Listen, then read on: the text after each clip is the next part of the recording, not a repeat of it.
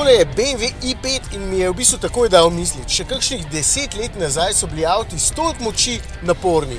Niti ne s toliko moči, no, ker tam ima več kot 600 konjičkov. Prejšnja generacija M3, totalno zahrbtna.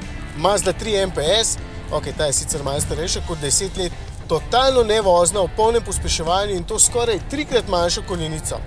Hočem reči, tukaj se lepo vidi strašen napredek, ker je takšen i5 M60 z dovolj moči, da bi na novo zagnal kakšno umirajočo zvezdo. Tako udoben in simpel za voziti, da ga lahko daš tudi začetniku, pa se bo brez težav odpeljal do cilja.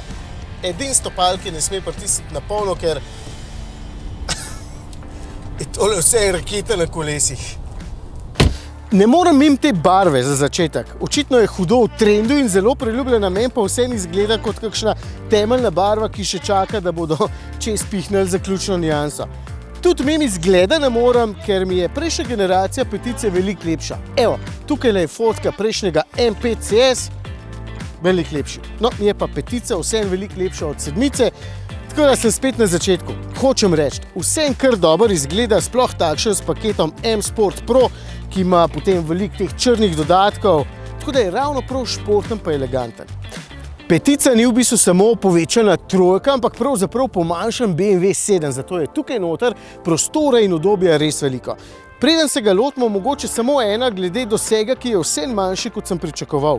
Sploh zato, ker sem se nedolgo nazaj z večjim i7 peljal do Münchna, povprečna poraba 21 kWh in doseg z lahkoto 400 km. Tukaj je baterija res da manjša, tudi temperature so zdaj manj ugodne, ampak imam ves čas porabo okrog 27 kWh, doseg pa težko 300 km. Grozen niti ne, ampak posebej za pohvaliti pa tudi ni. Na vse tegobe boste takoj pozabili tukaj znotraj, ker je notranjost naravnost fantastična. Edina stvar, v bistvu, ki me mečken moti, je tale del tukaj s temi stikali za stekla, ker se mi zdi, da so ga vzeli iz ene stare enke. No, nasploh pa je notranjost super, ta dva sedeža sta zelo udobna, zaslon velik in pregleden, kljub nešteto funkcijam se boste na njej kar hitro znašli, pa nasploh je celoten položaj za volanom krasen in materiali tudi odlični. Veliko pri samem izgledu nedvomno naredi tale ambientalno osvetlitev s temi širokimi trakovi, ker takšna potem ni opazna samo po noči, ampak tudi po dnevi pričara pravo vzdušje. In tudi zelo hitro jo v bistvu lahko zamenjam. Evo, prestavim na sport, pa je potem tale osvetlitev v rdeče-modri barvi kot M. Potem imam na voljo tudi relax, da je tak zelen, vse skupaj. Potem lahko dam digital art, tole si sicer ne predstavljam, kaj točno ne bi bilo, ampak zgleda pa fajn. Evo, še streha se mi odpira. Prostorsko je za potnike odličen, tudi mora biti, ker bodo tukaj zadaj pogosto sedeli odrasli. Pravzaprav zahtevni odrasli na poti na kakšen pomemben sestank, mogoče določati proračun države. Tudi prtljažnik je 490 ml v bistvu dovolj velik, pogrešam pa frank, se pravi sprednji prtljažnik, ker zanj enostavno tamle spredaj ni prostora, se vidi, da na tej platformi stoji tudi klasična petica in ne samo takšen električni i5.